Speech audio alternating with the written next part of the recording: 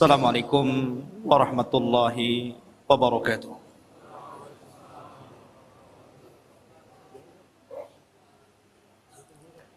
Alhamdulillah, wassalatu wassalamu ala rasulillah wa ala alihi wa sahbihi wa mawalah, wa la hawla wa la quwwata illa billahi wa ba'du. Ma'asyiral muslimin, jamaah sekalian yang dirahmati Allah Subhanahu wa taala. Alhamdulillah, pada malam hari ini kembali Allah Subhanahu wa taala pertemukan kita di Masjid Jabal Arafah. Semoga Allah Subhanahu wa taala memberikan pahala kepada yang membangunnya, dan tentunya juga kita yang senantiasa memakmurkannya di masjid yang kita cintai bersama ini. Pembahasan pada malam hari ini adalah pembahasan yang cukup menarik untuk kita bahas, karena bicara tentang akidah,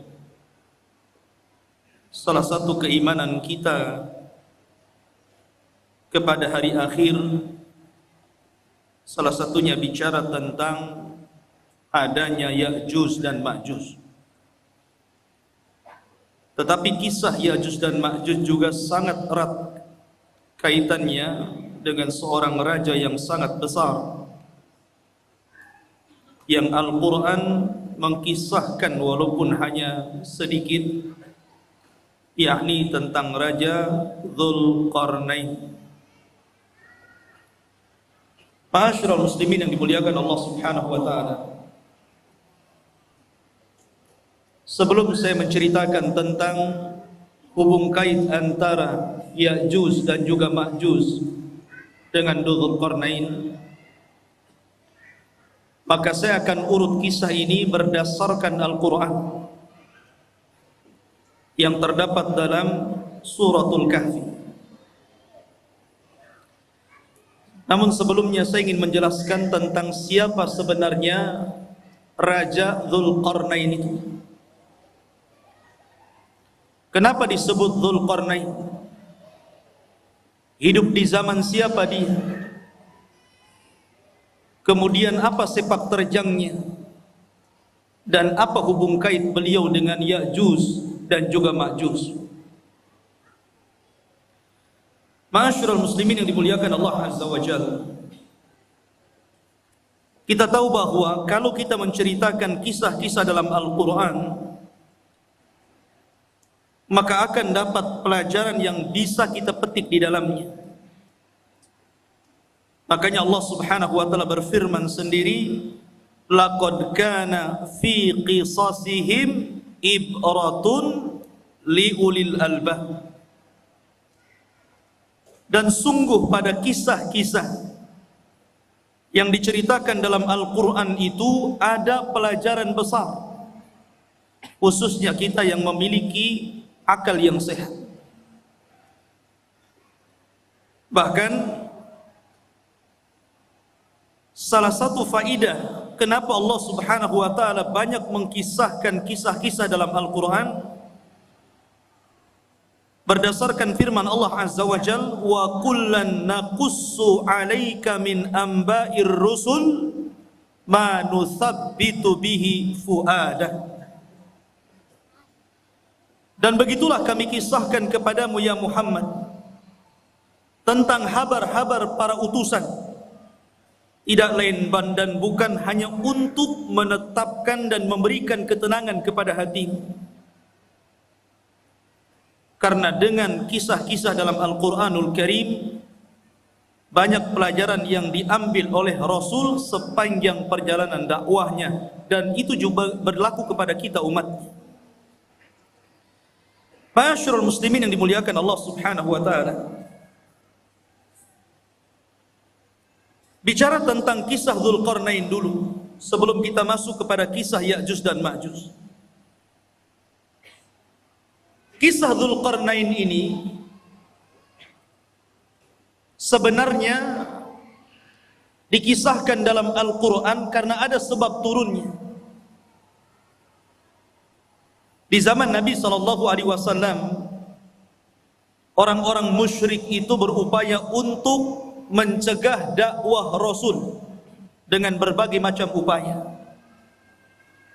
Salah satunya dengan cara mencari orang yang cerdas, orang yang berilmu untuk meruntuhkan dakwah. Jadi mencari dalil kepada orang alim, tapi bukan untuk mencari kebenaran, tapi mencari pembenaran untuk meruntuhkan dakwah. Jadi orang-orang musyrik itu orang-orang bodoh, karena tidak diturunkan kepada mereka kitab-kitab dari langit. Berbeda dengan orang Yahudi dan Nasrani, diturunkan padanya Taurat dan Injil. Sehingga orang-orang musyrik ini, pembesar-pembesar mereka datang ke Madinah, kemudian bertanya kepada orang Yahudi tentang sosok orang yang mengaku nabi di daerahnya, maksudnya Nabi SAW. Maka orang-orang Yahudi mengatakan kepada orang-orang musyrik, kalau memang orang yang mengaku nabi di daerahmu betul-betul seorang nabi, tanyakan kepadanya 3 perkara. Kalau dia sanggup menjawab, berarti dia seorang nabi. Tapi kalau dia tidak sanggup menjawab, dustakan kenabiannya. Apa 3 soalan yang akan ditanyakan, yang diajarkan orang-orang Yahudi kepada orang-orang musyrik untuk ditanyakan kepada Rasul? Yang pertama, akhbirna an fityatin dhahabu fi dhahril awal qad kanat lahum qisatun ajibah. Tanyakan kepada orang yang ngaku nabi itu tentang beberapa anak muda di zaman awal-awal yang mereka memiliki kisah yang ajaib. Siapa anak-anak muda itu? Kemudian yang kedua, akhbirna an rajulin tawafan balagha masyariqal ardi wa magharibaha. Tanyakan juga kepada orang yang ngaku nabi itu tentang seorang laki-laki yang berkeliling dunia sampai ke arah barat dan sampai ke arah ujung daripada timur. Kemudian yang ketiga, akhbirna anir ruh wa mahi. Tanyakan juga kepada dia tentang apa itu ruh. Akhirnya orang-orang musyrik sudah mendapatkan apa yang mereka kehendaki untuk ditanyakan kepada Nabi SAW, bukan untuk mencari kebenaran. Tidak. Mereka hanya hendak menghalang-halangi dakwah Rasul saja supaya didustakan manusia. Akhirnya para pembesar Quraisy sesampainya di Mekah, mereka datang kepada Nabi SAW. Mereka mengatakan, ya Muhammad, sesungguhnya kami memiliki 3 soalan. Kalau engkau sanggup menjawab, maka engkau adalah seorang nabi, amanna bik, pasti kami akan beriman kepadamu. Tapi kalau engkau tidak sanggup menjawab, memang engkau ini nabi palsu, pendusta. Akhirnya Nabi SAW mengatakan, silahkan tanyakan saja. Maka kemudian orang-orang musyrik ini bertanya tentang 3 soalan tadi. Saking senangnya Nabi SAW, kalau seandainya Rasul bisa menjawab 3 soalan itu, mereka akan beriman. Nabi SAW menjanjikan dengan kata-katanya, sa'ukhbirukum ghadan, besok saya kabarkan jawabannya. Dan Nabi SAW lupa mengatakan insya Allah. Saking senangnya. Nabi SAW sampai tidak mengatakan insya Allah, hanya mengatakan baik, besok saya akan jawab pertanyaan. Rupanya gara-gara Nabi SAW tidak mengucapkan insya Allah, akhirnya Allah uji keesokan harinya tidak ada Jibril yang datang memberitahu jawabannya. 1 hari, 2 hari, 5 hari, 10 hari, sampai 15 hari. Sehingga mulai orang-orang musyrik menganggap bahwa Nabi ini seorang pendusta, khianat, janji malah diingkari. Dari situlah Nabi SAW sesak dadanya. Akhirnya pada hari ke-15 malaikat Jibril turun dan menurunkan surah Al-Kahfi, dan ini sebagai jawabannya. Adapun anak-anak muda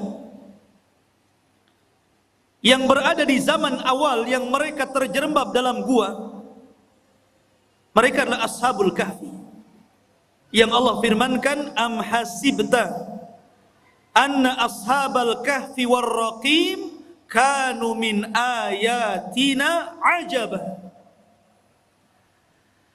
Apakah engkau mengira bahwa anak-anak muda yang terjerembab dalam Al-Kahfi, gua yang dalam itu, warraqim, raqim itu papan yang ada nama-nama Ashabul Kahfi, itu disebut raqim, dan itu tertera di dinding depan gua Al-Kahfi itu. Dan mereka adalah tanda-tanda kebesaran kami yang luar biasa, yang ajaib. Adapun anak muda yang berkeliling dunia sampai mencapai ujung barat dan ujung timur, ujung selatan dan ujung utara, adalah Dzulqarnain, di mana Allah Subhanahu wa taala berfirman, yas'alunaka an dzil qarnaini qul sa'atlu alaikum minhu dzikra. Mereka bertanya-tanya kepadamu tentang siapa Dzulqarnain. Kata Allah, katakan ya Muhammad kepada mereka, saya akan cerita, saya akan bacakan kepada kalian sedikit dari cerita Dzulqarnain. Kata-kata minhu itu menunjukkan sedikit, karena memang Al-Quran tidak panjang lebar menceritakan Dzulqarnain, tidak sebagaimana cerita Ibrahim, cerita Nabi Musa dan yang lain. Hanya cuplikan kecil. Tapi itu sudah menjawab pertanyaan orang-orang Quraisy. Adapun ruh, maka Allah katakan yas'alunaka 'anir ruh qulir ruhu min amri rabbi. Mereka bertanya tentang ruh, katakan ruh itu urusan Rabbmu. Karena ruh itu sampai hari ini walaupun teknologi sudah canggih, nggak ada yang bisa mendeteksi ruh itu seperti apa. Sehingga ruh itu urusan Allah Subhanahu wa taala. Dari sini ikhwatu fiddin dimuliakan Allah Azza wa Jalla. Sebab cerita Dzulqarnain itu dari sebab turunnya ayat ini dari pertanyaan orang-orang Quraisy. Dan subhanallah ikhwan, gaya dakwah orang-orang Quraisy itu ditiru oleh sebagian orang-orang yang tidak suka dengan dakwah. Terkadang ada orang jahil, dia ingin menghancurkan dakwah. Caranya apa? Bertanya kepada orang alim, tetapi yang tidak sepakat dengan orang alim yang hendak dijatuhkannya. Dia hanya minta fatwa saja. Setelah dapat fatwa bukan diamalkan, tapi untuk menjatuhkan lawan. Makanya banyak orang-orang alim yang alimnya itu bukan untuk memperbaiki manusia, terkadang untuk memecah belah manusia. Dan mereka adalah ulama ulama-ulama yang jelek. Ma'asyiral muslimin yang dimuliakan Allah Azza wa Jalla. Cerita tentang Dzulqarnain ini menjadi khilaf para ulama. Apakah dia seorang raja? Apakah dia malaikat? apakah dia seorang wali? Karena memang kisah Dzulqarnain ini kisah yang unik sekali. Bahkan Al-Imam Qatadah rahimahullahu ta'ala mengatakan bahwa di dunia ini tidak ada penguasa yang mampu menguasai sebagian besar dunia kecuali hanya 4 orang saja. Yang 2 mukmin dan 2 kafir. Pertama, yang mukmin adalah Raja Sulaiman. Sulaiman menguasai sebagian besar dunia. Kemudian yang kedua, Dzulqarnain. Adapun yang kafir, yang pertama adalah Namrud, dan yang kedua Bukhtun Nasr. Ada yang mengatakan Al-Iskandar Al-Maqduni, tapi yang masyhur adalah Bukhtun Nasr. Dan keduanya kafir, baik Namrud ataupun Bukhtun Nasr yang menghancurkan Palestina itu. Lah salah satunya adalah Dzulqarnain. Dia penguasa yang berhasil menguasai barat dan timur, selatan dan utara. Sehingga kemudian menjadi khilaf apakah dia seorang nabi, apakah dia seorang wali, ataukah dia malaikat. Ada yang mengatakan dia adalah malaikat, tetapi pendapat ini tentu sangat jauh sekali. Ada yang mengatakan dia seorang nabi berdasarkan zahir Al-Quran, karena dia diperintah Allah untuk menyampaikan wahyu Allah. Siapa yang beriman maka akan diperbaiki, siapa yang kufur maka akan disiksa dan diazab. Dan nanti saya akan jelaskan tentang rihlah beliau. Tapi pendapat yang masyhur, dan ini pendapat yang banyak dikuatkan para ulama, seperti Asy-Syaikh Ibnu Utsaimin rahimahullahu ta'ala, mengatakan bahwa dia adalah rajulun saleh, orang yang sangat soleh sekali, dan dia seorang raja dan penguasa dunia. Itulah Dzulqarnain. Lalu hidup di masa siapa Dzulqarnain ini? Ada yang mengatakan bahwa Dzulqarnain ini hidup di masa Nabi Khidir, bahwa Khidir pernah berjumpa dengan Dzulqarnain di Baitul Maqdis, kemudian diangkat menjadi menterinya, menjadi penasehatnya. Akhirnya Dzulqarnain pun keliling dunia bersama Khidir. Ada yang berpendapat seperti itu, tetapi pendapat ini dibantah oleh para ulama yang banyak. Apalagi pendapat ini sampai mengatakan Khidir tidak mati sampai hari ini. Kemudian yang kedua, dan ini yang dikuatkan para ulama, juga dikuatkan oleh Imam Ibnu Utsaimin rahimahullahu ta'ala, bahwa Dzulqarnain itu hidup di masa Nabiullah Khalilur Rahman Ibrahim alaihi salatu wassalam. Jadi ia hidup di masa Nabiullah Ibrahim. Bahkan dia pernah tawaf bersama Ibrahim dan juga Ismail di Ka'bah. Bahkan dikatakan Ibrahimlah yang menjadikan Dzulqarnain ini masuk ke dalam agama tauhid. Yang dengan itu akhirnya Dzulqarnain berdakwah keliling dunia. Ini salah satu pendapat Al-Imam Ibnu Utsaimin rahimahullahu ta'ala dalam fatwa Nur ala Darbi, di mana Ibnu Utsaimin mengatakan huwa malikun salihun kana ala ahdil khalil Ibrahim. Dia adalah raja yang saleh, hidup di masa Nabiullah Ibrahim alaihi salatu wassalam, wa yuqalu annahu tafa ma'ahu bil baiti fallahu a'lam. Bahkan dikatakan dia pernah tawaf bersama Ibrahim di Baitullah, Allahu a'lam. Itu perkataan dari Imam Ibnu Utsaimin rahimahullahu taala. Ma'asyiral muslimin yang dimuliakan Allah Azza wa Jalla. Baik, kenapa dia disebut Dzulqarnain? Dzu itu artinya pemilik. Qarnain itu dua tanduk. Kenapa disebut pemilik dua tanduk?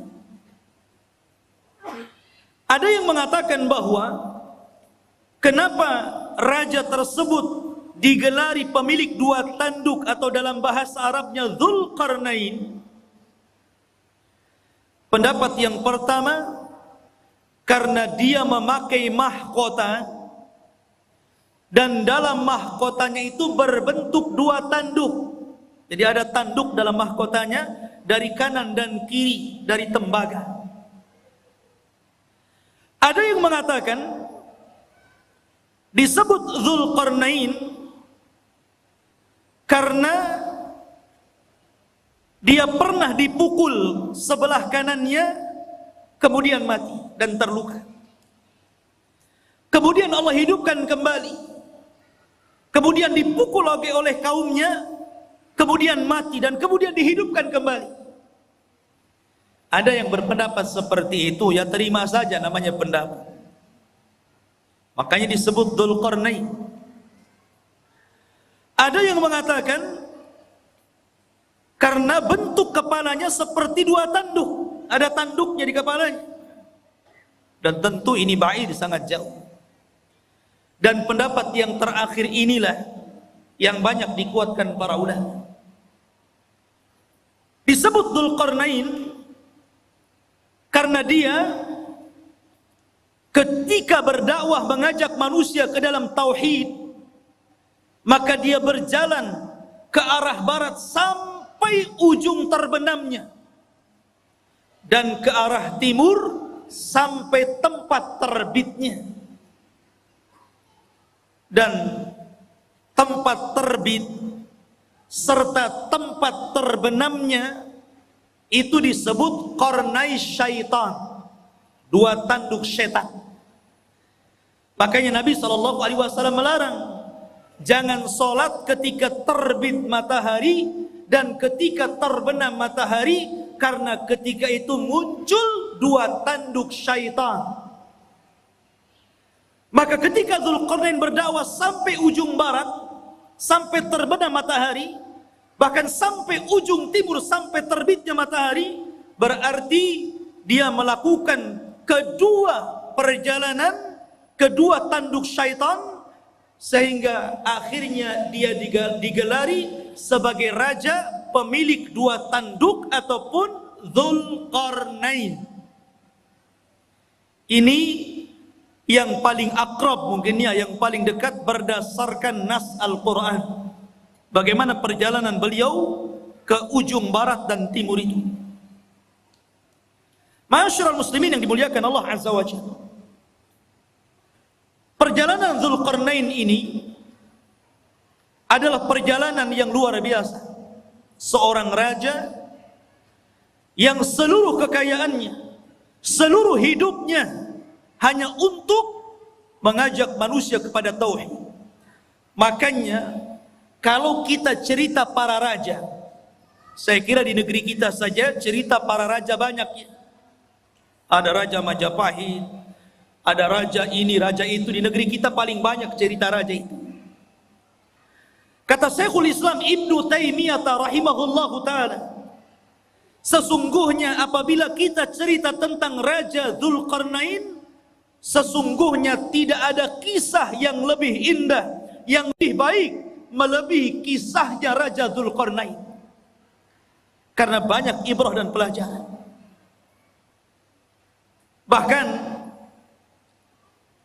kisah Dzulqarnain ini sangat menginspirasi bagi dakwah Nabi SAW. Karena turunnya cerita Dzulqarnain ini di saat sulit-sulitnya Nabi dalam berdakwah.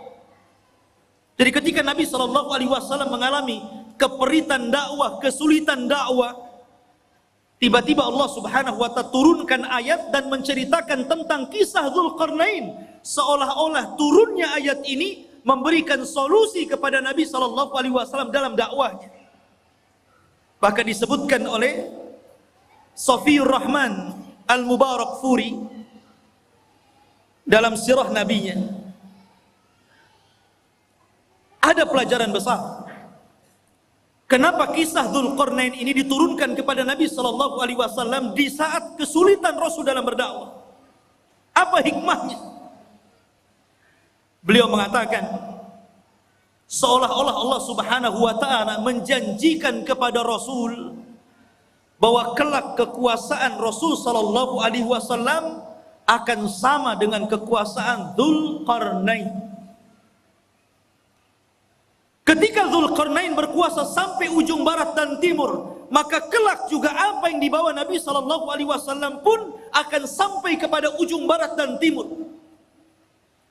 Makanya Nabi sallallahu alaihi wasallam mengatakan, "Innallaha zawaliyal ardu fara'aitu masyariqaha wa magharibaha." Sesungguhnya Allah lipatkan bumi, kata Nabi sallallahu alaihi wasallam kepadaku, sehingga aku melihat ujung barat dan ujung timur. Padahal Rasul tidak pernah seperti Dzulqarnain ke ujung barat dan timur, kan? Rasul tidak pernah ke Indonesia saja, nggak pernah. Ya. Tapi Nabi SAW diperlihatkan ujung barat dan timur, seolah-olah kekuasaan Nabi SAW akan sampai ke ujung barat dan ujung timur. Dan itu menjadi sebuah kenyataan.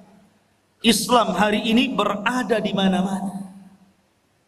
Di daratan Eropa, Afrika, Asia, semua ada Islam. Ma'asyiral muslimin yang dimuliakan Allah Azza wa Jalla. Itulah hikmahnya tentang kisah ini diturunkan kepada Nabi sallallahu alaihi wa ala alihi wasallam. Adapun tentang nasab beliau, nasabnya Dzulqarnain. Siapa Dzulqarnain ini? Siapa namanya? Keturunan siapa dia? Ada yang mengatakan bahwa Dzulqarnain ini satu di antara raja-raja Yaman. Artinya dia bukan raja di luar daripada Arab, tapi Dzulqarnain itu raja Arab karena berasal dari Yaman. Karena rata-rata raja Yaman itu kalau menggelari rajanya selalu diawali dengan kalimat Dzu, seperti Dzu Nuwas yang pernah menguasai Himyar Yaman. Ya. Maka raja-raja yang diawali dengan kalimat Dzu berarti menunjukkan raja itu adalah raja Yaman, dan dia keturunan dari kabilah Qahtan, dan kabilah Qahtan itu keturunan daripada Nabiullah Daud alaihi salatu wassalam. Dan ini pendapat yang kuat, karena banyak orang-orang yang kemudian meneliti, membaca, berusaha untuk menggali siapa Dzulqarnain itu, sehingga kemudian muncul katanya Dzulqarnain itu adalah seorang raja yang pernah hidup di Cina, dan tembok yang dibangun untuk mengurung Ya'juj dan Ma'juj itu ya tembok Cina itu. Ada yang berpendapat seperti itu, sehingga kemudian orang-orang mengatakan Ya'juj dan Ma'juj itu orang Cina karena temboknya di sana. Ya. Satu. Ada yang mengatakan bahwa Dzulqarnain itu satu raja yang pernah menguasai Persia. Dan ada juga yang mengatakan bahwa Dzulqarnain adalah Iskandariyah Al-Maqduni Al-Yunani, murid daripada Aristoteles, seorang pencetus filsafat Yunan. Dan ini ada ulama yang mengatakan seperti ini, dan ini banyak sekali yang mengatakan bahwa Dzulqarnain itu adalah Iskandariyah Al-Maqduni Al-Yunan yang pernah menguasai Cina, menguasai India, kemudian juga pernah menguasai Persia dan Romawi. Jadi kekuasaannya besar Iskandariyah Yunan ini, Al-Maqduni ini. Tapi pendapat ini dibantah para ulama. Salah satunya adalah Al-Hafidh Ibnu Hajar rahimahullahu ta'ala membantah. Kenapa? Karena jarak antara munculnya Raja Dzulqarnain dengan Iskandariyah Al-Maqduni Al-Yunan ini jauh sekali. Iskandariyah ini datang setelahnya 2000 tahun. Karena dia hidup di zaman yang dekat dengan Isa bin Maryam. Dan dia adalah murid daripada Aristoteles. Yang kedua bantahannya, Al-Iskandariyah Al-Maqduni atau Al-Yunan ini, dia seorang kafir. Tetapi Dzulqarnain adalah raja yang beriman, bukan raja kafir. Yang ketiga, Dzulqarnain orang Arab. Adapun Iskandariyah Al-Maqduni Al-Yunan bukan orang Arab, tapi orang Mesir.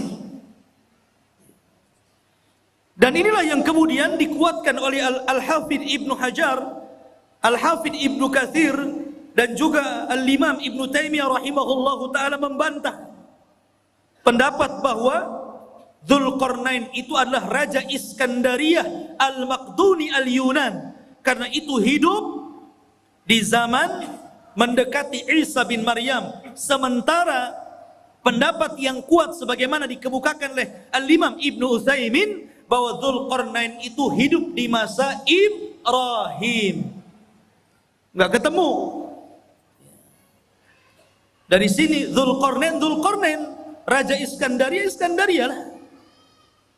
Tidak ada hubung kait antara Iskandariyah dengan Dzulqarnain. Ada sebuah asar dari turjumanul Quran Abdullah bin Abbas radhiyallahu an, walaupun asar ini fihi nazar, ada pandangan para ulama, bahwa usia dakwah daripada Dzulqarnain itu 500 tahun. 500 am. 500 tahun dia berdakwah. Dan wajar karena usia zaman dulu kan panjang-panjang. Lain dengan usia umat sekarang. Pakai di zaman itu pernah ada seorang wanita menangisi anaknya yang meninggal. Dia menangis di kuburan karena meninggal anaknya. Saking sayangnya kepada anaknya, dia menangis di kuburan. Akhirnya dikatakan kepada ibu tersebut, "Kenapa Anda menangis wahai ibu?" Maka ibu itu mengatakan, "Ya, aku baru saja kemalangan, anakku meninggal dunia. Baru saja anakku meninggal dunia dan aku sedih karena peninggalannya." Akhirnya kemudian ditanyakan, "Berapa usia anakmu yang meninggal itu?" Maka ibu tersebut mengatakan, "Sittina sana, 60 tahun." 60 tahun masih bayi. Di zaman dulu. Kalau di zaman sekarang janggutnya sudah sampai pusar, dah kakek. 60 tahun dah mau mati. Akhirnya orang ini mengatakan, "Jangan sedih wahai ibu. Karena kelak akan datang sebuah umat yang usianya itu baina sittuna was sab'in. Baina sittina was sab'in. Antara 60 sampai 70 tahun saja. Dan itu usia kita umat Islam." Maka sang ibu tersebut sontak saja kaget dan merasa heran dan mengatakan, "Lau a'tanillahu umrahum," kalau Allah berikan umur mereka yang 60 tahun kepadaku, aku akan jadikan 60 tahun itu untuk sekali sujud kepada Allah Subhanahu wa ta'ala. Lihat, ya usia dulu panjang-panjang, sehingga wajar kalau Dzulqarnain juga keliling dunia sampai 500 tahun, berarti usianya di atas itu kan. Ini satu cerita, namanya asarnya fihi nazar, ya bisa benar bisa salah, karena ada penelitian tentang riwayatnya. Karena dalam Al-Quran sendiri tidak disebutkan secara detail, ya. Karena boleh jadi karena tidak ada manfaat penyebutannya. Akhirnya Al-Quran hanya menyebutkan hal-hal yang penting yang bisa dijadikan ibrah dan pelajaran bagi pembacanya. Taib. Itu sedikit muqaddimah tentang siapa Dzulqarnain itu. Di dalam Al-Quranul Karim, tepatnya surah Al-Kahfi, ayat yang ke-83. Ayat yang ke-83 Allah katakan, Yas'alunaka an dzil qarnaini. Mereka bertanya-tanya kepadamu ya Muhammad tentang siapa Dzulqarnain itu. Qul sa'atlu alaikum minhu dzikra. Katakan ya Muhammad, saya akan bacakan kepada kalian minhu, dari sedikit kisahnya saja. Dzikra, penyebutannya tidak banyak, hanya sedikit. Dan begitulah Allah Subhanahu wa taala. Terkadang Allah Subhanahu wa taala menyebutkan kisah-kisah para nabi. Ada yang panjang lebar, dari kecil, remaja, dewasa sampai tua dijelaskan. Seperti Ibrahim alaihi salatu wassalam, seperti Nabiullah Musa alaihi salatu wassalam, diceritakan dari kecil sampai tua. Ada yang diceritakan secara global saja. Salah satunya adalah kisah Dzulqarnain, hanya cuplikan saja. Tapi ada nabi-nabi yang kita kenal namanya, termasuk salah satu nabi daripada nabi-nabi 25 nabi dan rasul yang disebutkan nama dalam Al-Quran. 18 namanya terdapat dalam surah Al-An'am dan lebihnya tersebar dalam beberapa surat, sehingga sempurna 25 nama nabi dan rasul. Itu pun tidak semua diceritakan. Seperti Dzulkifli, tidak ada ceritanya, hanya namanya saja disebut. Yasa, ada namanya disebut, tapi tidak ada ceritanya dalam Al-Quran, baik sedikit ataupun banyak. Dari sini menunjukkan bahwa Allah berfirman, Allah mengatakan, rusulan qad qasasnahum 'alaika min qablu wa rusulan lam naqsushum 'alaika wa kallamallahu Musa taklima. Dan ada rasul-rasul yang kami ceritakan kisahnya, tapi ada juga rasul-rasul yang kami tidak ceritakan kisahnya. Tapi kita wajib beriman adanya para rasul dan nabi itu. Ma'asyiral muslimin yang dimuliakan Allah Azza wa Jalla. Kemudian Allah mengatakan, Inna makkanna lahu fil ardi wa atainahu min kulli syai'in sababa. Inna, sesungguhnya, makanna, sesungguhnya kami, makanna lahu, sesungguhnya kami telah memberikan kekuasaan lahu kepada siapa? Dzulqarnain. Makan itu artinya kekuatan, kekuasaan, kehebatan untuk menjadi raja. Apa sebabnya? Sebabnya wa atainahu min kulli syai'in sababa. Dan kami telah memberikan kepada Dzulqarnain ini jalan untuk mencapai segala sesuatu yang dikehendakinya. Jadi kalau Sulaiman ingin membangun sesuatu, dia sudah punya para arsiteknya. Kalau dia ingin menyerbu sebuah kaum, sudah siap para tentara-tentaranya. Kalau dia ingin membuat pengairan, kalau di Batam mungkin kayak ATB gitu kan, sudah ada ahli airnya. Kalau ingin membuat jalan, sudah ada ahli jalannya. Kalau ingin membuat persenjataan, sudah ada ahli senjatanya. Pokoknya segala sesuatu yang dikehendaki Dzulqarnain ada jalannya, dan Allah Subhanahu wa taala berikan kepada Dzulqarnain untuk kepentingan dakwah. Nih yang menjadikan Allah makanna lahu fil ard. Kami berikan kekuasaan yang besar di permukaan bumi kepada Dzulqarnain itu. Dan ini sebuah pelajaran bahwa kalau seorang penguasa ingin berkuasa dengan kuat dan tidak bisa ditumbangkan, maka dia harus mengikuti firman Allah Azza wa Jalla, wa atainahu min kulli syai'in sababah. Dia harus punya orang-orang pakar-pakar, harus dekat dengan dia. Pakar ekonomi, pakar politik gitu kan. Pakar hubungan antara dalam negeri dan luar negeri, dan pakar-pakar yang lainnya. Kalau dia memiliki pakar-pakar itu dan sesuai dengan bidangnya, maka dia akan kokoh menjadi penguasa. Tapi kalau dia kemudian mencomot menteri asal saja, yang penting bapak senang umpamanya ya, atau mengambil orang-orang dekat yang penting mendukung dia, nah itu tidak akan inna makkanna lahu fil ardh. Jadi betul-betul harus orang-orang ahlinya seperti Dzulqarnain, baru penguasa itu akan kuat kekuasaan. Kemudian Allah mengatakan fa'atba'a sababa, maka mulailah Dzulqarnain mengikuti satu jalan.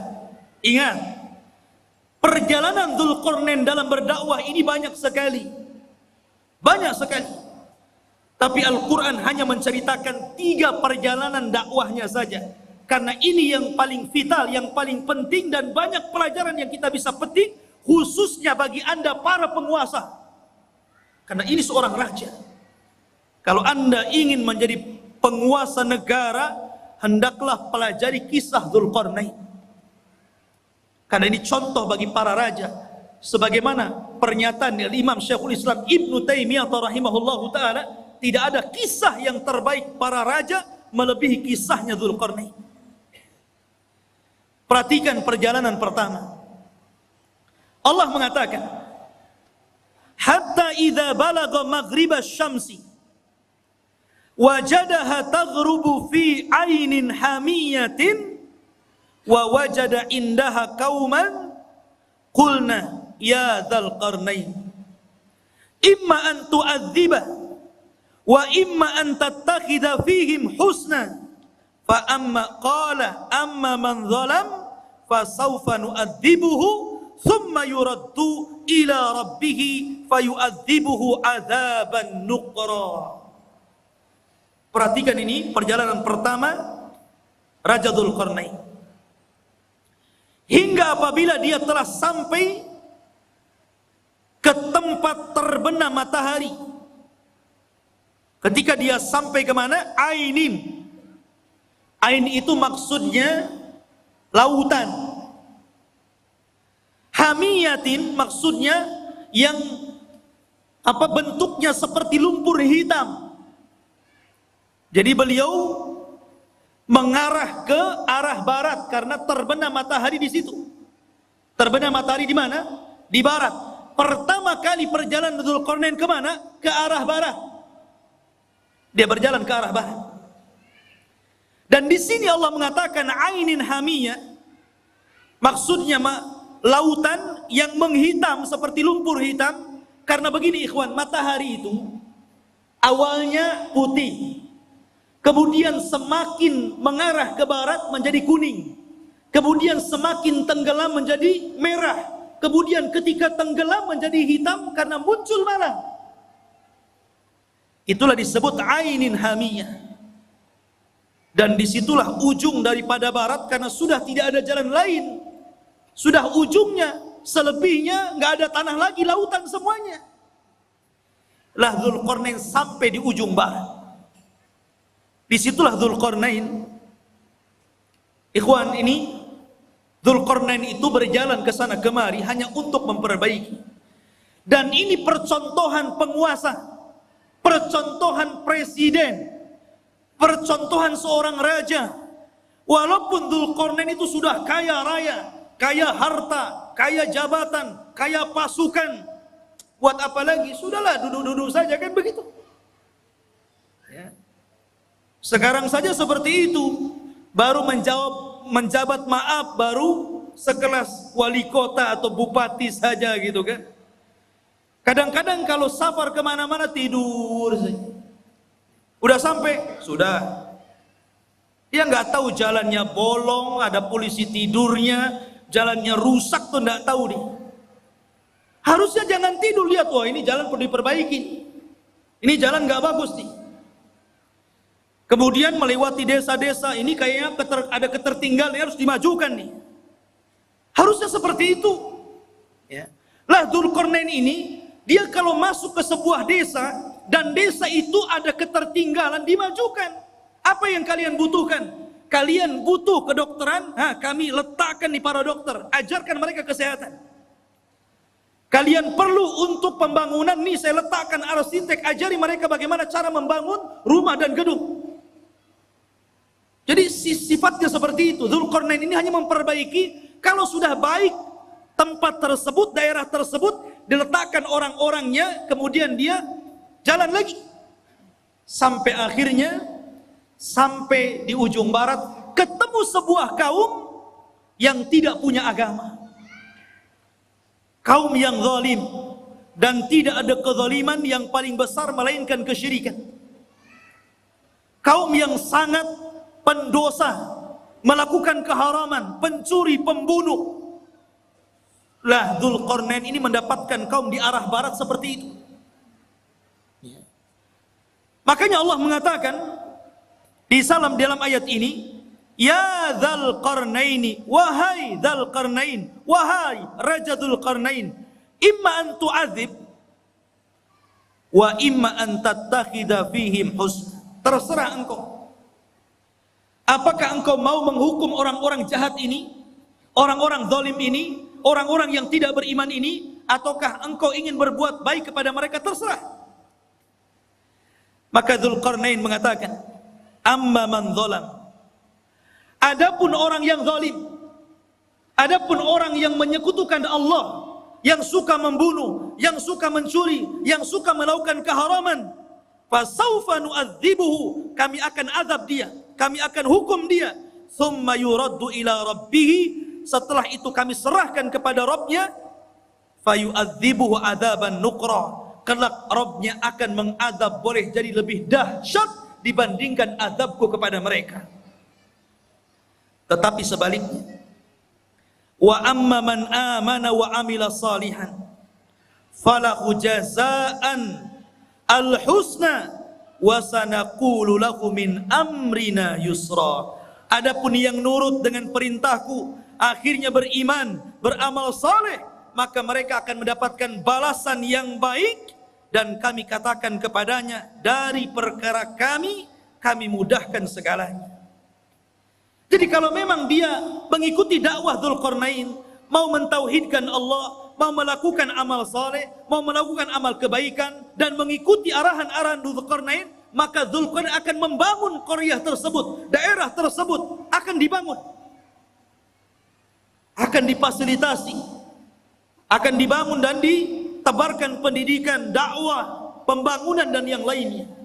Itulah Dzulqarnain. Dia tidak diam, dia jalan-jalan ke sana kemari, dan itu salah satu sifat seorang penguasa. Harus jalan-jalan melihat kondisi rakyatnya. Lihat Ibnul Khattab, Umar Ibnul Khattab. Malam-malam keliling melihat rakyatnya. Sehingga pelajaran, karena dia suka jalan malam, melihat-lihat rakyatnya, baik yang senang ataupun yang susah, banyak melahirkan undang-undang, kebijakan-kebijakan, peraturan-peraturan yang kemudian sangat bermanfaat untuk rakyatnya. Hanya karena jalan-jalan terinspirasi akhirnya. Ya, seperti itu. Dan Umar kalau jalan-jalan melihat rakyatnya tidak bawa wartawan, tidak diliput. Besoknya keluar Umar jalan-jalan menyambangi kaum muslimin yang ada di sini, bagi-bagi sembako. Nggak ada. Umar tidak masuk media. Lain dengan penguasa sekarang ya. Masuk parit saja ada wartawan. Ma'asyiral muslimin yang dimuliakan Allah Subhanahu wa taala. Begitulah seorang raja jalan ke sana kemari. Inilah yang pertama perjalanan siapa? Dzulqarnain ke arah barat. Baru kemudian Allah mengatakan, summa atba'a sababa. Baru kemudian Dzulqarnain berjalan ke arah lain. Ke arah mana? Allah mengatakan, hatta idza balagha matli asy-syamsi sampai ketika Dzulqarnain sampai di arah terbitnya matahari. Kalau tadi terbenam kan, matahari kan terbenam itu dari atas bawah sampai terbenam, seolah-olah matahari masuk ke dalam laut. Tidak. Matahari itu tidak mengelilingi bumi. Bukan berarti dia masuk ke arah laut kemudian mengelilingi bumi sampai muncul di arah timur. Tidak. Sebagaimana pelajaran yang ma'ruf antum pelajari di sekolah-sekolah. Matahari tidak mengelilingi bumi. Matahari itu menghadap Allah. Sujud kepada Allah hampir-hampir dia tidak diizinkan untuk terbit dari arah timur dan hampir-hampir terbit dari arah barat. Dan kalau sudah demikian, maka kiamat telah dekat. Lah Dzulqarnain sampai di ujung matahari terbit, akhirnya artinya arah timur karena terbitnya matahari itu di timur. Ya. Disitulah kata Allah berfirman, wajadaha tatlu ala qaumin lam naj'al lahum min duniha sitra. Subhanallah. Maka kemudian ketika dia menempuh jalan, dia mendapatkan sebuah kaum, sekelompok umat yang kami tidak menjadikan bagi mereka sesuatu yang melindunginya dari cahaya matahari. Umat yang sangat terbelakang, gak punya rumah, gak berpakaian.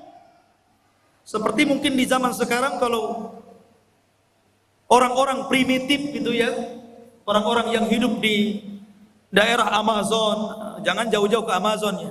Di Indonesia saja banyaknya. Seperti ada seorang dai yang belusukan ke hutan-hutan di daerah timur itu, ya, akhirnya masuk Islam gara-gara pakai sabun. Itu pernah ceritanya dengar ya? Masuk Islam gara-gara sabun. Gak pakai baju. Lah Dzulqarnain ketemu umat yang seperti itu gak pakai baju. Mungkin hanya pakai koteka saja gitu ya. Dan subhanallah, tidak punya rumah. Kaum itu tidak ada rumah. Mereka tidur sembarangan gitu kan, kadang di bawah pohon. Tidak punya rumah. Bukan berarti tidak bisa membangun rumah. Belum sampai ilmu kepada mereka bahwa mereka itu perlu rumah dan bagaimana cara membangunnya nggak tahu, itu masalahnya.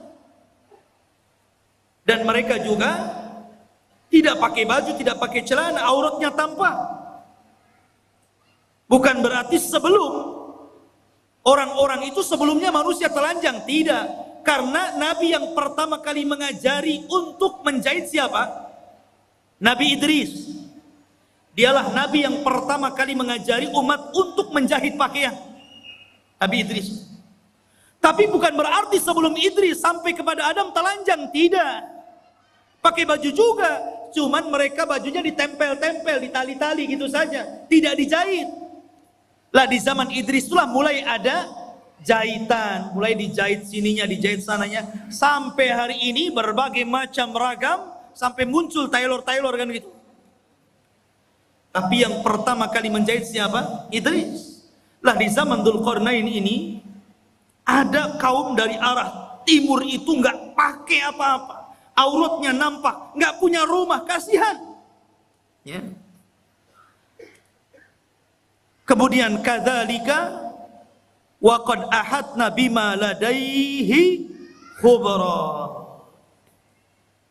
Kadzalika, begitulah sesungguhnya ilmu kami meliputi segala apa yang ada padanya. Maknanya akhirnya Allah Subhanahu wa taala menjelaskan bagaimana Dzulqarnain diberikan kemampuan oleh Allah untuk memperbaiki umat itu. Pelan-pelan Dzulqarnain mengajarkan bagaimana cara membuat rumah, kemudian bagaimana cara berpakaian, kemudian diajak untuk beriman kepada Allah. Akhirnya mereka pun beriman kepada Allah lewat dakwah Dzulqarnain. Dari sini menunjukkan bahwa kekuasaan itu dicapai untuk dakwah. Jangan antum memilih penguasa kalau tidak ada kepentingan kepada agama. Itu catatannya. Kalau antum hendak memilih penguasa, cari penguasa yang condong ke dalam Islam, yang mau memperjuangkan Islam, yang mau mengangkat harkat derajat para ulama dan orang-orang yang cinta para ulama. Siapa penguasa yang dekat dengan Islam, memperjuangkan Islam, kita pilih. Begitu. Itu barometernya. Kita tidak mengatakan si A ataupun si B, satu ataupun dua, tidak. Pokoknya siapa di antara penguasa itu, oh yang satu ini kalau jadi Islam remek nih, Islam akan diganti nih. Kalau yang ini minimalnya Islam akan baik, Islam tidak akan diganggu, Islam akan jaya. Kita pilih yang cenderung dengan agama. Karena memang kekuasaan itu alat untuk berdakwah. Itulah Dzulqarnain. Dijadikan alat kekuasaannya untuk berdakwah dalam rangka mentauhidkan Allah, mengajak manusia ke jalan Allah Subhanahu wa taala. Harusnya seperti itu. Kemudian yang ketiga, dan ini inti pembahasan kita. Allah Subhanahu wa taala berfirman, "Tsumma atba'a sababa." Kemudian Dzulqarnain memilih jalan yang selanjutnya, setelah ke barat, kemudian ke timur, sekarang ke utara atau ke selatan. Tapi Allah tidak mengatakan utara atau selatannya, antara dua arah itu. Cuman Allah mengatakan hatta idza balagha baina saddaini wajada min dunihima qauman la yakaduna yafqahuna qaula. Hingga apabila Dzulqarnain sampai di antara dua buah gunung yang sangat tinggi dan besar, dia mendapati di hadapannya sebuah kaum yang hampir-hampir kaum itu tidak paham apa yang diucapkannya, gak ngerti bahasanya itu, aneh bahasanya. Mungkin bahasa kita ini bahasa planet, ngomong apa nih, saya gak paham. Kita aja di Indonesia, kadang-kadang dialognya orang Jawa dengan orang Medan itu beda kan? Beda, kadang-kadang orang Medan gak paham bahasa Jawa, orang Jawa gak paham bahasa Medan. Sampai saya dengar iklan di radio itu kan aneh-aneh. Beli es pak, kata orang Jawa, sampun telas. Iya segelas katanya. Bilang sampun telas, dibilang satu gelas. Boten enten, ya pakai santen gitu. Wong Medan, oh kok tahu kamu saya orang Medan gitu.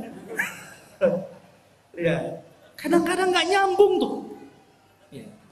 Itu dialog Jawa dengan Medan nggak nyambung tuh.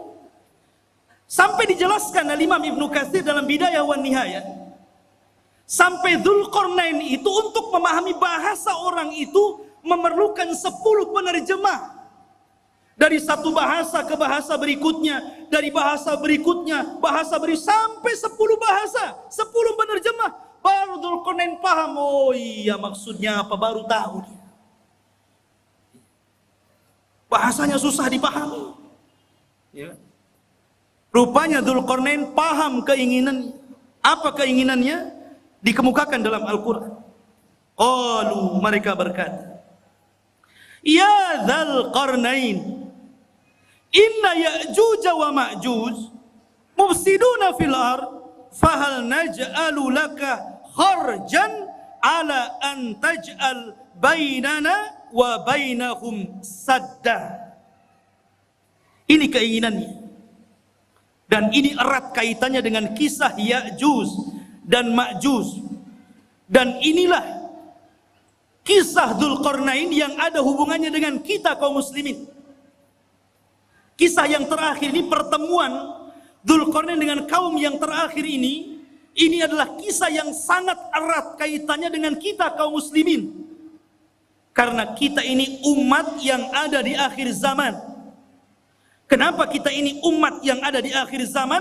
Pertama, karena tidak ada nabi setelah Rasul sallallahu alaihi wasallam, maknanya tidak ada umat selain umat Nabi sallallahu alaihi wasallam. Setelahnya dunia ini akan dihancur-hancurkan alias kiamat. Jadi Dzulqarnain diminta oleh mereka. Mereka itu dalam waktu-waktu tertentu datang Ya'juj dan Ma'juj. Mereka membuat kerusakan, membunuh, membantai, merampok, memperkosa, melakukan anarkis. Mereka brutal, mereka bengis.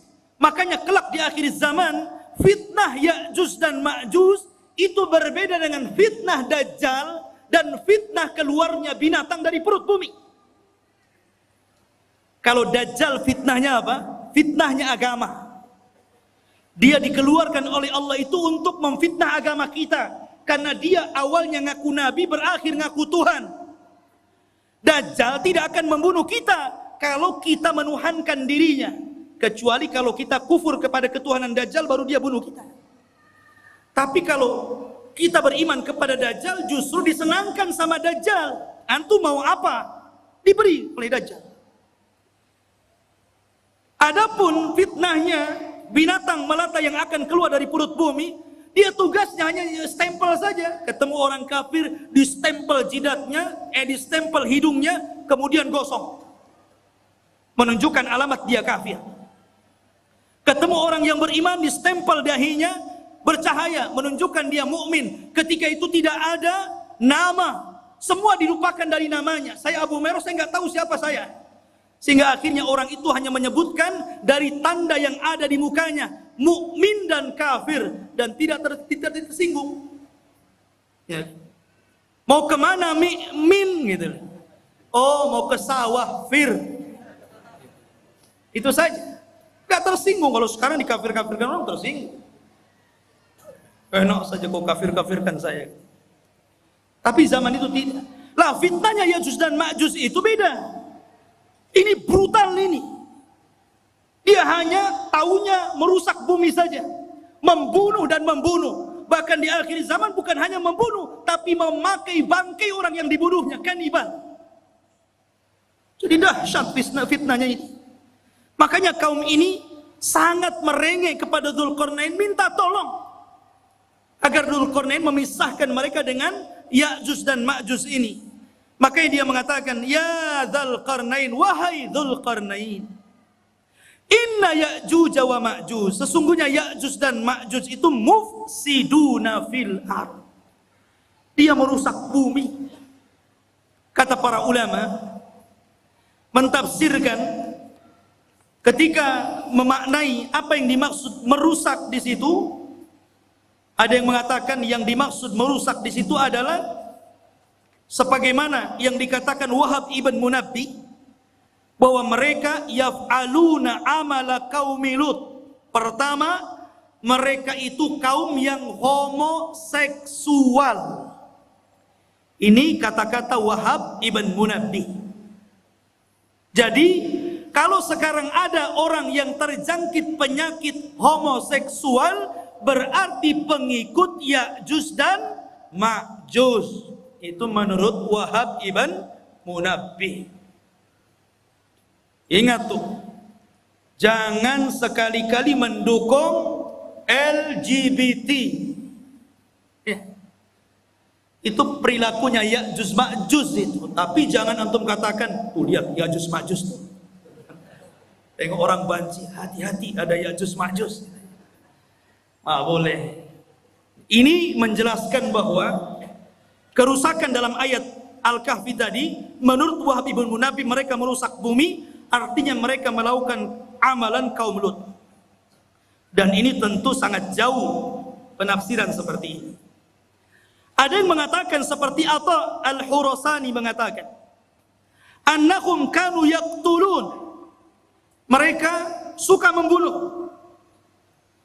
Dan juga dikatakan Muqatil ibn Sulaiman, annahum kanu ya'kuluna nas, mereka membunuh dan memakan orang yang dibunuhnya, kanibal. Menurut Muqatil ibn Sulaiman. Dan boleh juga digabungkan tiga-tiganya. mereka suka melakukan amalan kaum Lut, dan mereka suka membunuh, membantai, dan mereka juga kanibal, memakan orang yang dibunuhnya alias kanibal. Itulah kerusakannya Ya'juj dan Ma'juj. Ada orang makan orang? Di zaman sekarang kan ada juga ya. Di YouTube itu daerah mana itu? Pasar jual beli daging orang. Ngeri juga ya. Khotufini muliakan Allah Azza wa Jalla. Maka mereka mengatakan, fahal naj'alu laka kharjan. Bagaimana kalau kami sediakan upah untukmu wahai Dzulqarnain?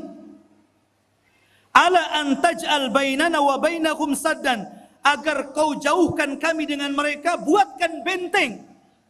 Karena mereka datang dari sana, buatkan benteng supaya mereka tidak menyerang kami lagi. Subhanallah.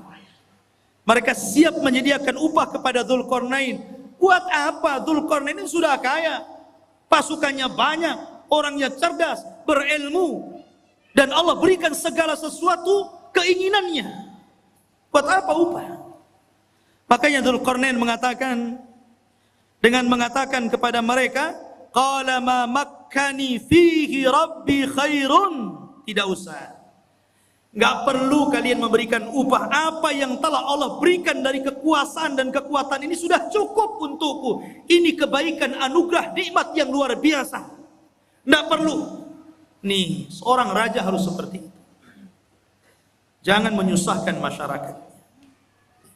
Harus memberikan kesenangan kepada masyarakat. Ma'asyiral muslimin yang dimuliakan Allah Azza wa Jalla. Tetapi Dzulqarnain hanya mengatakan, fa'inuni biquwatin aj'al bainakum wa bainahum radma. Tetapi tolong bantu aku. Sediakan orang-orang kuat di antara kalian untuk kerja bakti bersamaku.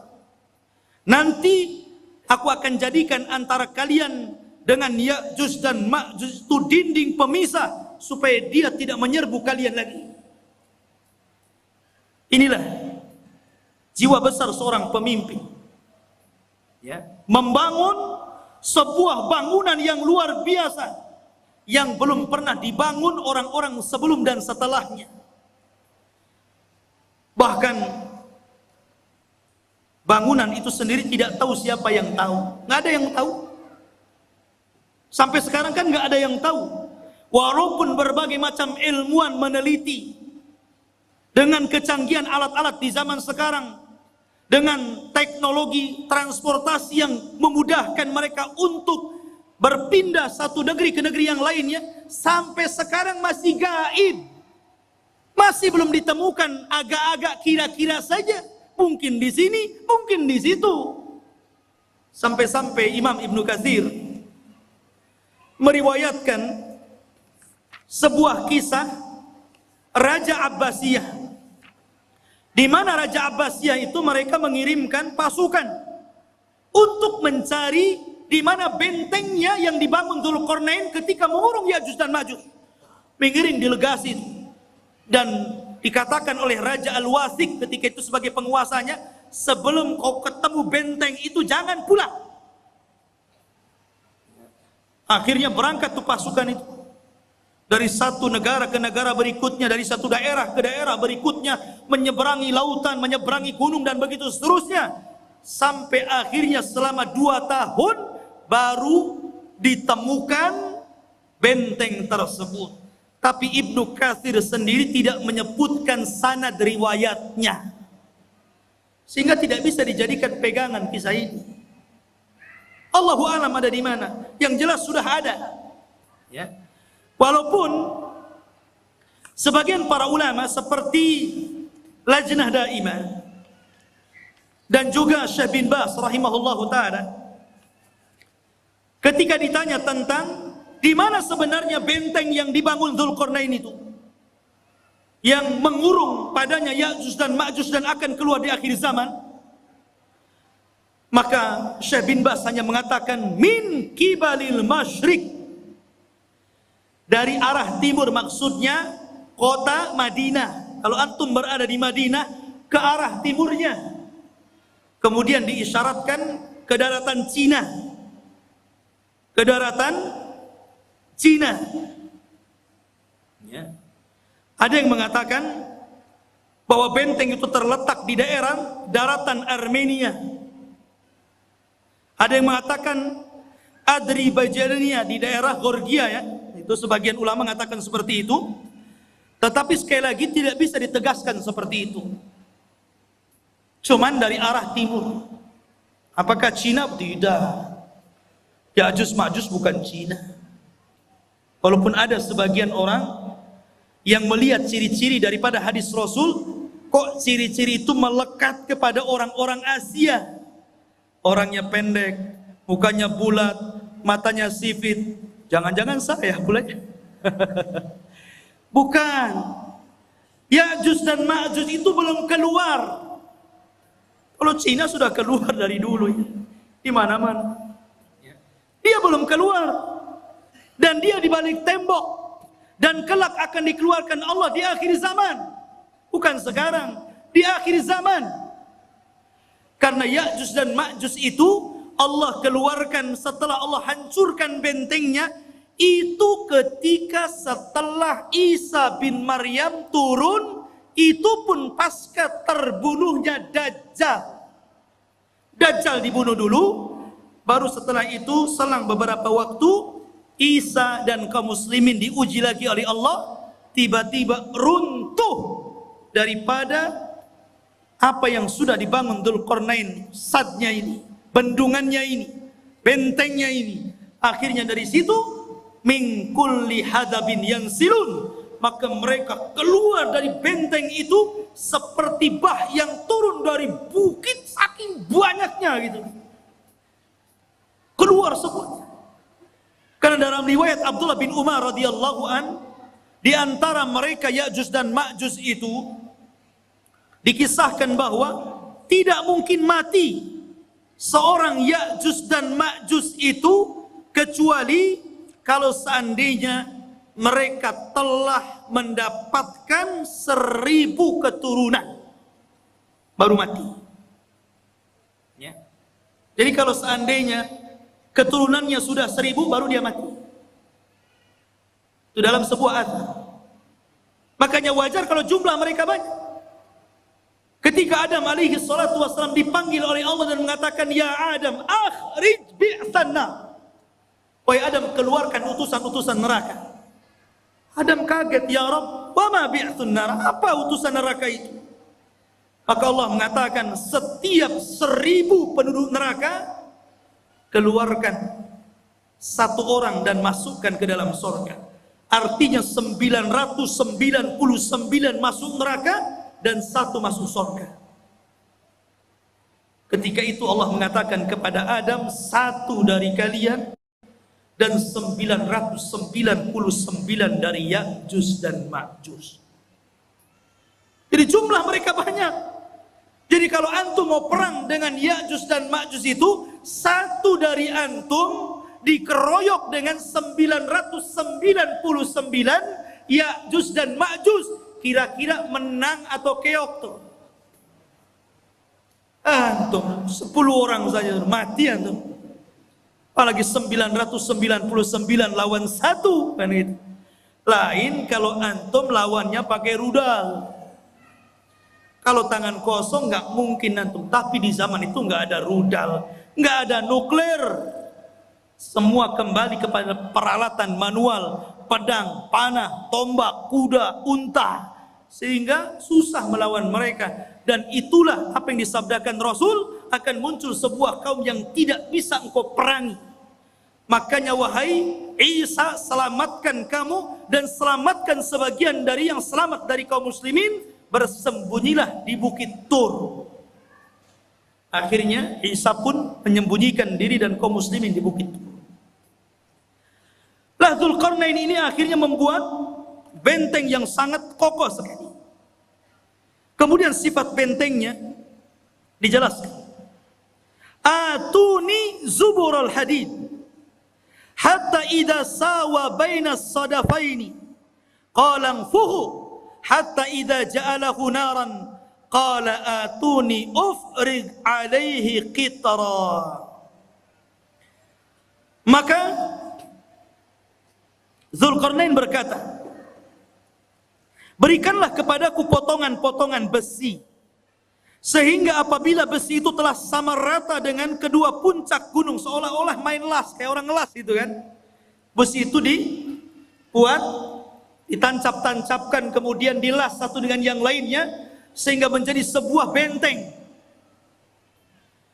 Kemudian ketika tinggi besi itu sama dengan gunungnya, berkatalah Dzulqarnain, tiupkanlah api.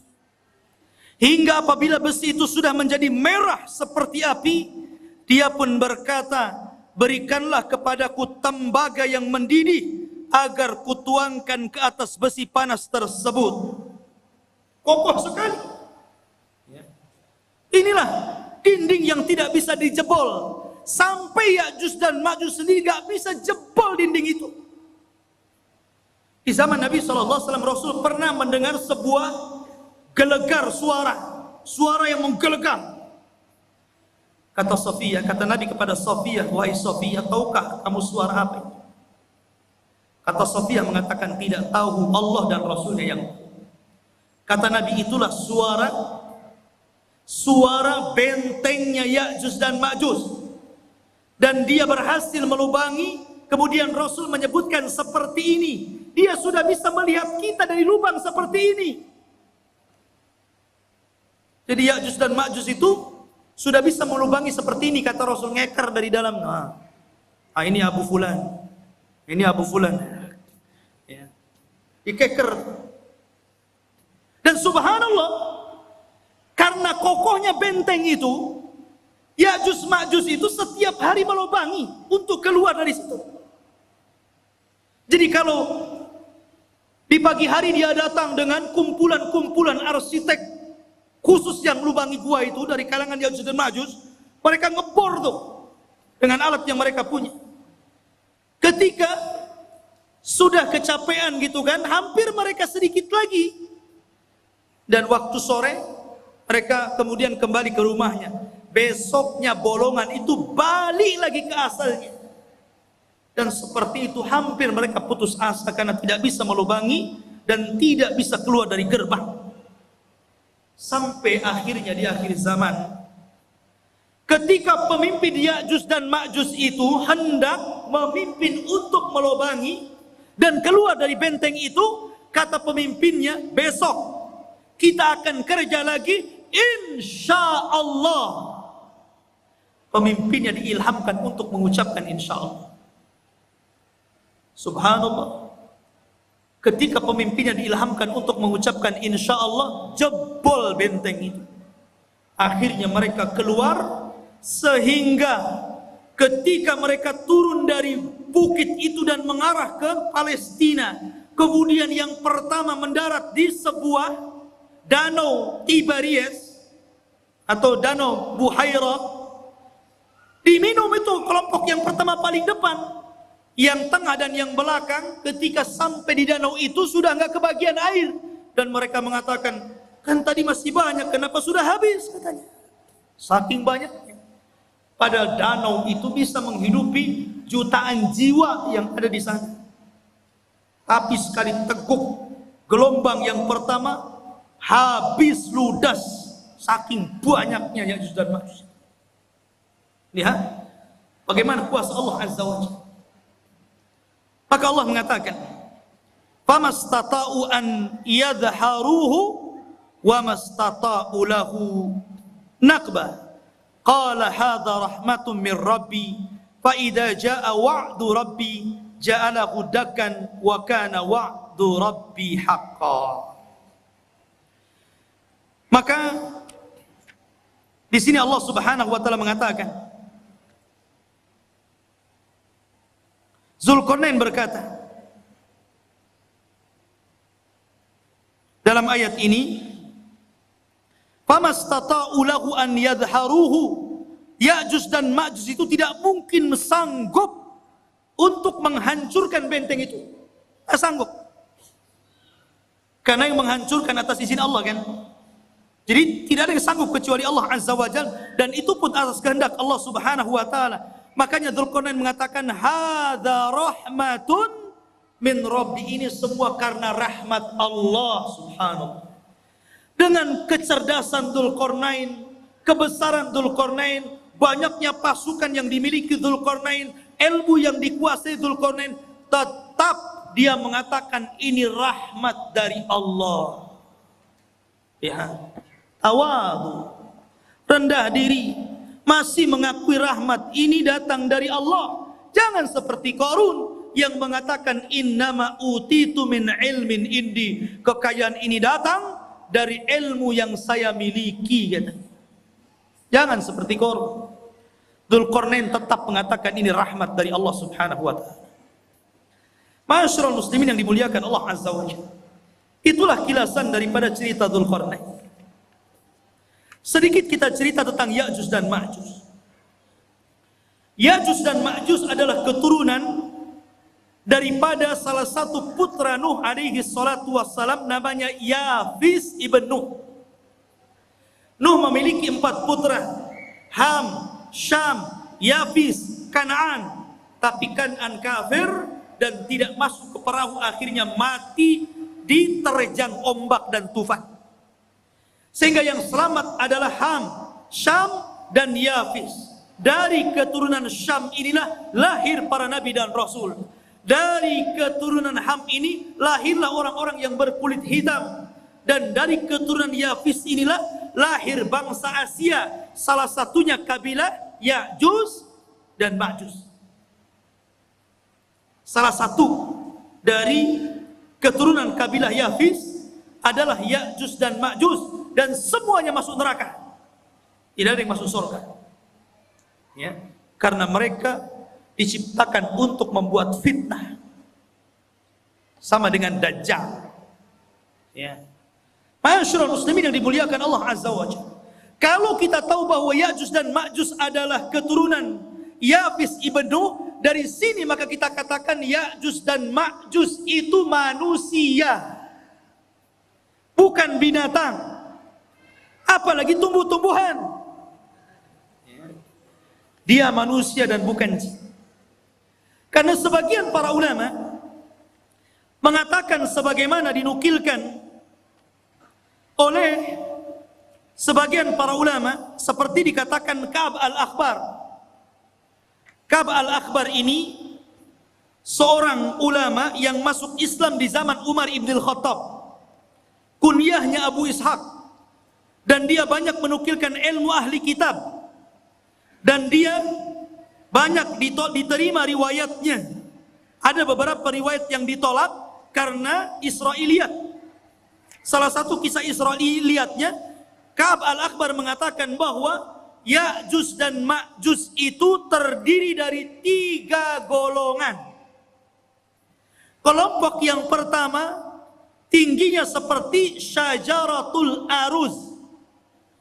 Syajaratul Aruz, pohon aruz ini pohon yang sangat tinggi, seperti pohon mangga yang ada di Lubnan. Jadi Ya'juj dan Ma'juj itu raksasa karena tinggi, seperti pohon aruz katanya, yang ada di Lubnan, ma'ruf, setinggi pohon kelapa gitu. Jadi kalau muncul sekali nginjak kayak gempa, blok blok blok gitu. Itu satu golongan. Yang kedua, ada dari Ya'juj dan Ma'juj itu kelompok yang beda. Dia memiliki tingginya 4 hasta dan lebarnya 4 hasta. 1 hasta itu 1/2 meter. Kalau 4 hasta berarti 2 meter. Tingginya 2 meter, lebar badannya 2 meter. Otak. Ya kan? Tinggi 2 meter, badan 2 meter, 4 persegi namanya. Ya. Sepombok. Kemudian yang ketiga, katanya dia adalah makhluk yang memiliki 2 telinga yang lebar. 1 telinganya untuk mencari mangsa dan 1 telinganya untuk selimut badannya ketika tidur. Saking lebar telinganya itu. Semana itu bentuknya. Ini Satu pendapat dari Ka'ab al-Akhbar. Ada juga pendapat dari Abdullah bin Abbas radhiyallahu an mengatakan, Ya'juj dan Ma'juj itu bukan besar, tapi dia orang kerdil. Ada satu kelompok itu tingginya cuma 1 jengkal. Ada yang 2 jengkal, paling tinggi 3 jengkal. Segini. Tinggal ditendang saja. Itu satu pendapat. Tapi yang jelas bahwa ini hanya ijtihad para ulama. Pendapat yang kuat kita mengambil berdasarkan zahir hadis. Ketika Nabi SAW menjelaskan tentang ciri-cirinya, bahwa dia adalah dzulful unub, pesek hidungnya, sigharul uyun, sipit matanya, kemudian wujuhuhum kal mijanil mutraqa, wajahnya seperti tameng bulat gitu kan. Kemudian juga disyaratkan seperti bangsa Turuk, bangsa orang-orang Mongol. Kayak kita lah persis mukanya, ya kan? Jadi dia manusia, ya, bukan seperti yang diceritakan Ka'ab al-Akhbar atau riwayat daripada Ibnu Abbas radhiyallahu anhu. Tapi dia manusia yang akan keluar, tapi manusia kanibal, manusia beringas, manusia sadis, barbar. Ya. Oh, jadi dia taunya membunuh saja. Makanya ketika benteng itu dihancurkan, maka mereka menyerbu setiap kampung. Ya ummul arda, mengelilingi bumi sampai mungkin ke Batam juga tuh. Ya tuh. Ya. Itu semua orang-orang di luar jenisnya itu dibunuh, dibantai. Sehingga ketika itulah Allah memerintahkan kepada orang-orang yang beriman dan Nabi Isa alaihi salatu wassalam agar bersembunyi saja, jangan dilawan karena tidak akan menang. Sehingga ketika Ya'juj Ma'juj merasa mereka sudah membantai seluruh umat manusia yang ada di bumi, dan mereka merasa sudah yakin membantai semuanya, mereka pun sombong dan mereka mengatakan, qad qatalna man fil ard sanaqtuluhu man fis sama. Kami sudah membunuh orang yang ada di bumi, sekarang giliran kau yang ada di langit, sekarang ku bunuh kalian, katanya. Akhirnya mereka mengarahkan tombak dan panahnya ke langit. Kemudian dilesatkan tombak dan panahnya itu. Subhanallah, merupakan sebuah tanda-tanda kebesaran Allah. Sekarang ikhwan, kalau antum lempar panah ke langit, sampai mana kekuatan antum melempar itu? Walaupun rudal sekalipun, sampai mana coba? Ada batasnya kan? Tapi oleh Allah sengaja disedot panah itu. Jadi panahnya itu terus disedot sengaja sampai ke dalam awan, sampai dah nggak kelihatan lagi. Dari situ Allah kembalikan panah dan tombak, dan sengaja ujung-ujungnya seolah-olah dilumuri darah, seolah-olah orang yang di langit sudah mati. Akhirnya ketika panah dan tombak itu kembali ke bumi, yakin mereka sudah membunuh orang yang di langit dan orang yang di bumi. Lengkaplah kesombongan mereka. Dari situlah, karena kesombongan mereka lah akhirnya Allah Subhanahu wa taala menghancurkan mereka. Dengan cara apa? Berperang? Tidak ada sanggup yang memerangi. Tapi Allah kalau menghancurkan sebuah kaum, bagi Allah itu mudah. Ketika Allah menghancurkan orang-orang yang hendak menghancurkan Ka'bah dari Abrahatul Asram dan pasukan gajahnya, cukup mengirim burung laut. Ketika Allah Subhanahu wa taala memberikan azab kepada orang-orang yang kufur, yang disebutkan dalam surah Al-Kahfi, pemilik 2 kebun, yang kebun itu kayak sorga. Kalau masuk ke kebun itu bawa keranjang, tidak perlu dipetik keluar, masuk kebun keluar sudah penuh keranjangnya. Kayak sorga, kufur mereka. Akhirnya Allah mengadab kaum tersebut dengan cara apa? Mengutus tikus sebesar kucing. Ada tikus sebesar kucing? Ada. Tikus Jakarta. Bukan, antum jangan kotor otaknya. Tikus-tikus got itu kan gede itu ya. Antum tahu tikus got itu? Itu kalau ketemu kucing, kucingnya yang lari. Ya. Jadi dikeluarkan tuh tikus-tikus menggerogoti apa? Sad Ma'rib, bendungan Sungai Ma'rib digerogoti. Akhirnya hancur bendungan itu. Kemudian airnya meluluhlantakkan sebuah negeri yang sangat subur, negeri Sabah itu. Dan tidak ditanami kecuali sedikit, akhirnya semuanya menjadi rata. Dan tidak ada yang tersisa tumbuhan kecuali hanya pohon bidara, sidrin, dan beberapa pohon yang tidak ada manfaat. Begitu juga ketika Allah menghancurkan Ya'juj dan Ma'juj. Apa yang Allah kirim? Allah tidak kirim buaya, baik buaya laut atau buaya darat. Allah tidak kirim harimau, Allah tidak kirim gajah, tapi Allah kirim ulat, nagab, dud. Itu yang dikirim. Ketika Ya'juj dan Ma'juj tertidur di malam hari, rupanya Allah kirim ulat kemudian masuk ke dalam tengkuknya. Ketika ulat itu masuk ke dalam tengkuknya dan menjadi virus dalam badannya, tiba-tiba satu Ya'juj dan Ma'juj mati dan meninggal dunia, seperti antum mematikan gardu listrik, satu mati, mati semuanya. Ya kan? Jadi satu Ya'juj Ma'juj mati, mati semua. Subhanallah.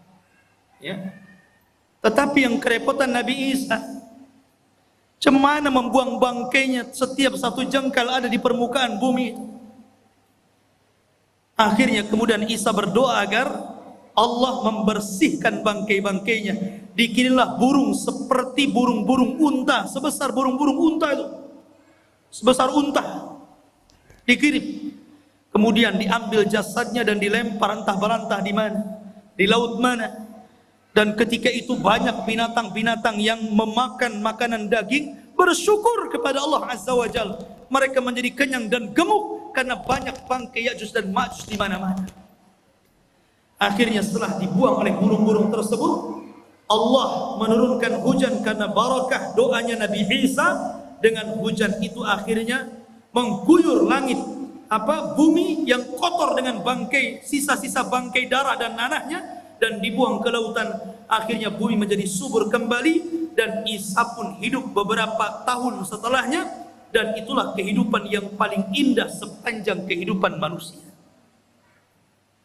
Ini diantara cerita The King Zulkarnain versus Ya'juj dan Ma'juj. Mudah-mudahan ada manfaatnya. Subhanakallahumma wa bihamdika asyhadu an la ilaha illa anta astaghfiruka wa atubu ilaik. Allahu ta'ala. Assalamualaikum warahmatullahi wabarakatuh.